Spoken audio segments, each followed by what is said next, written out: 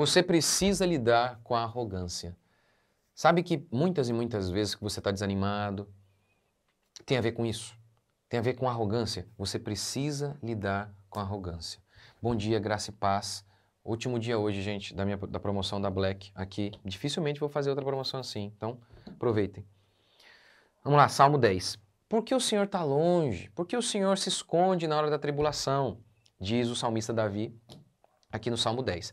E aí ele começa a descrever a maldade dos salmistas. E uma coisa, desculpa, a maldade dos salmistas, a maldade dos adversários dele, porque esse é o contexto dele. Davi está sendo oprimido ali por malignos, injustos. E por isso ele fala, Senhor, por que o Senhor se conserva longe? O Senhor não vem e me ajuda e não intervém, por quê? E aí ele descreve os ímpios. E uma coisa que é muito evidente aqui é como os ímpios são arrogantes. 3 vezes ele fala isso, ó. Verso 2, na sua arrogância, os ímpios perseguem o pobre com fúria. Verso 3, pois o ímpio se orgulha. Verso 4, por causa do seu orgulho. Tá vendo como que ele retrata isso o tempo todo? O orgulho do cristão, do ímpio. Ele chega a dizer que o ímpio, ele fala assim, ó, o ímpio, eu jamais vou ser abalado. Versos 6 e 13, o ímpio, ele fala consigo mesmo. O tempo todo ele fala consigo.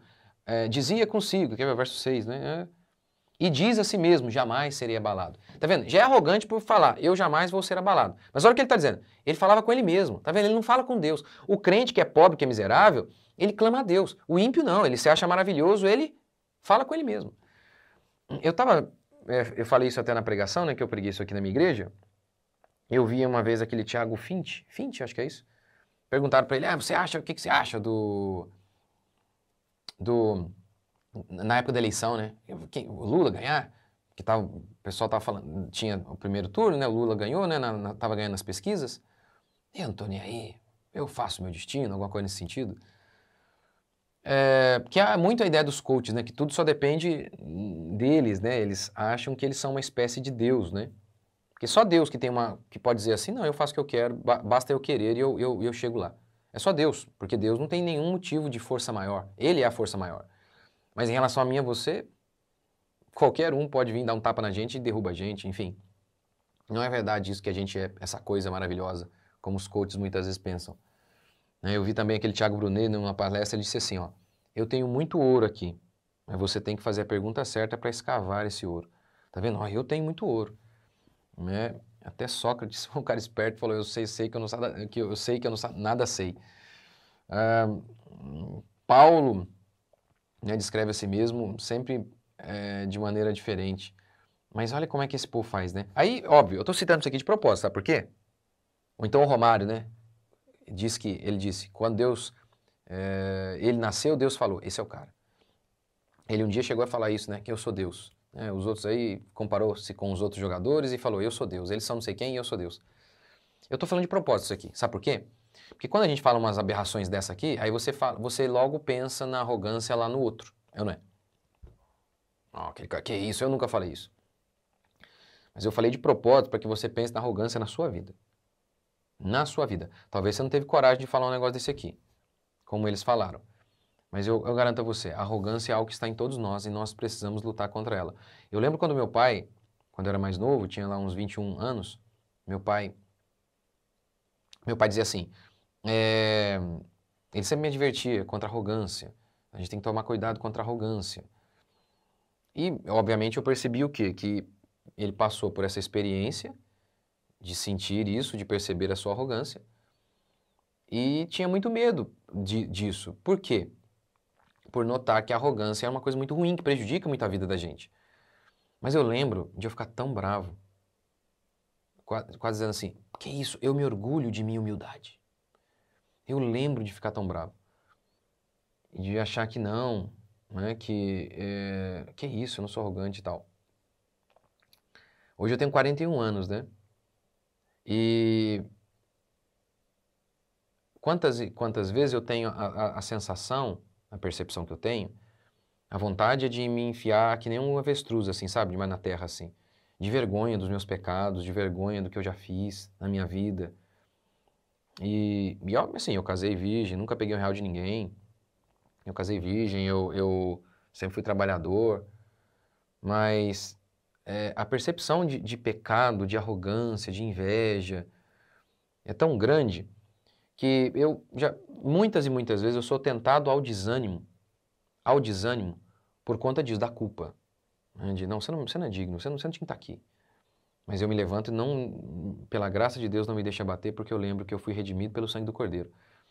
Mas é, a vergonha, né, pelas coisas que já fiz, pelas vezes que achei que podia fazer alguma coisa por mim mesmo, é tão grande que só se refugiando em Cristo mesmo. Quantas vezes a gente pensa, sabe? Mesmo quando a gente não tem muitas habilidades, que é o meu caso, que tem poucas habilidades, mesmo as poucas que tenho ainda são limitadas. Eu fico pensando, né? Puxa vida, quantas vezes eu fui arrogante e nem notei. Invejoso, que a inveja tem muito a ver com a arrogância, são coisas distintas, mas inseparáveis. Quantas vezes? Por exemplo, quando eu achava que eu merecia mais. Não, por que a minha igreja é desse tamanho? Eu queria que fosse maior. O meu ministério. Tinha a ver com arrogância, porque eu olhava e falava, não, eu sou melhor que aquele cara. E Paulo diz assim, quem é que te faz sobressair? Que tens tu que não tenhas recebido? E se o recebestes, por que se vanglorias como se não o tiveras recebido? Então, é um negócio tão feio. É uma vergonha tão grande que a gente sente. E inúmeras vezes é isso que acontece. No casamento, por exemplo, os problemas? É porque eu noto isso na minha vida, no meu casamento, por exemplo, na minha igreja.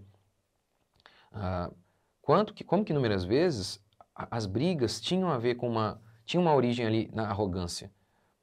Tinha porque não aceitava que alguém falasse algum pecado meu. E muitas vezes é assim que as pessoas fazem.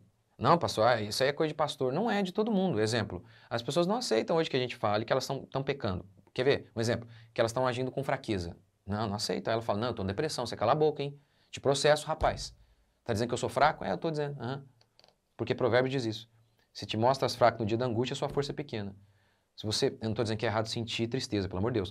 Eu estou dizendo que é errado você, diante de uma angústia muito grande, você desistir da vida, você entrar no quarto e falar, não quero mais, e não trabalhar, entendeu? É isso que eu estou dizendo.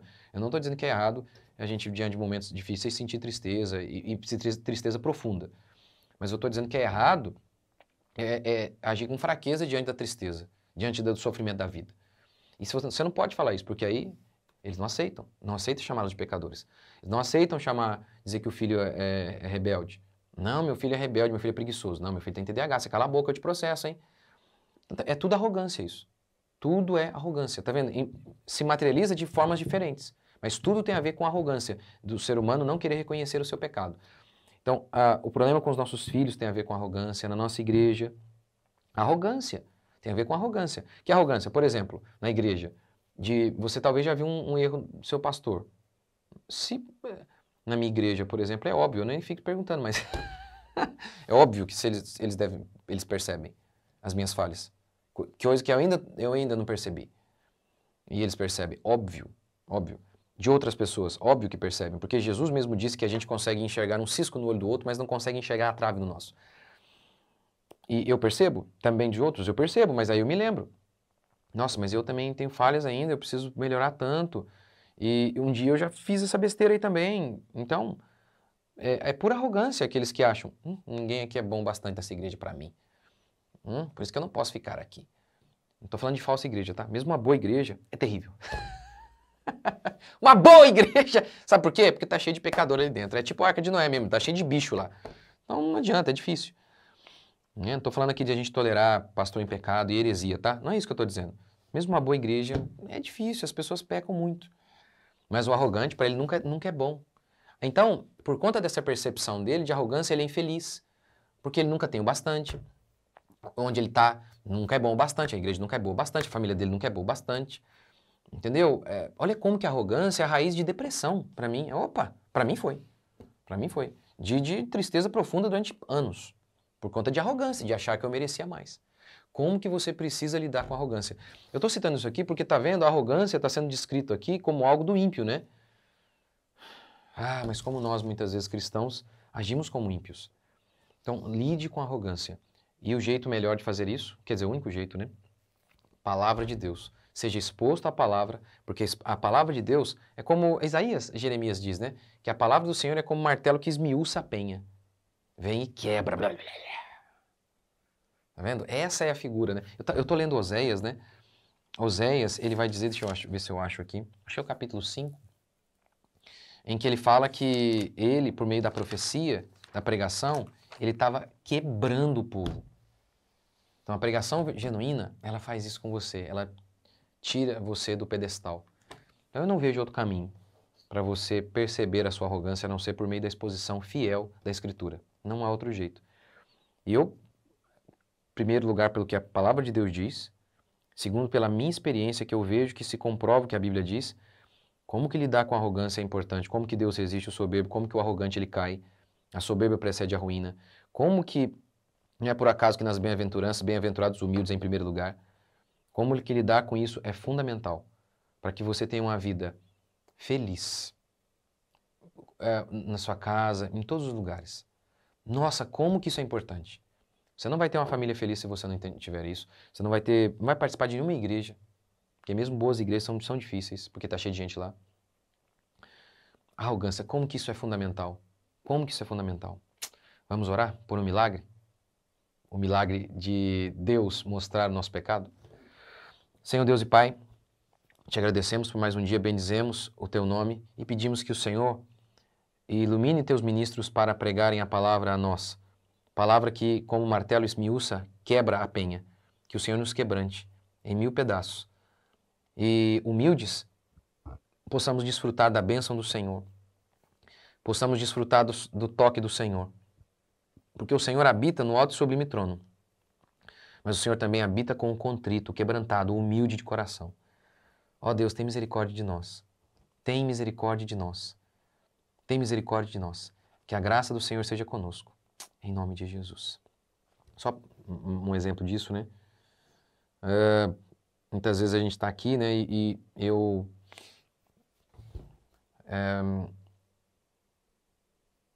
faço vídeos sobre, esse pastor aqui, isso aqui é heresia que ele está pregando.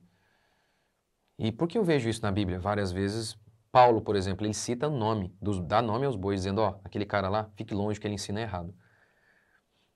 E eu estava falando com meu pai isso esses dias, né? A gente fiz um vídeo nesse sentido. E mesmo assim falando com meu pai, pai, é a graça de Deus que fez com que a gente enxergasse o que é correto.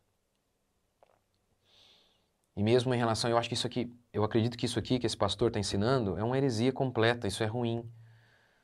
Mas mesmo assim, no fundo do coração a gente ora e fala, Senhor, tem misericórdia desse homem. Não é? A minha pergunta é por que eu não sou como ele, né? É só uma resposta, graça de Deus exclusivamente, não é a minha bondade. Então, é isso, é nos lembrar, é se lembrar que a gente não é nada. Que aquele que está lá, como disse John Bradford, lembra? Um bandido indo para a forca e John Bradford, um homem piedoso, disse, ali vai John Bradford, se não fosse a graça de Deus. Que Deus nos ajude. Aquele que pensa estar de pé, tome cuidado para não cair. Olha o que ele disse, pensa estar de pé. O segredo, então, é ficar no chão. Que Deus nos dê graça para sermos humildes. Deus abençoe, até o próximo devocional, o próximo vídeo.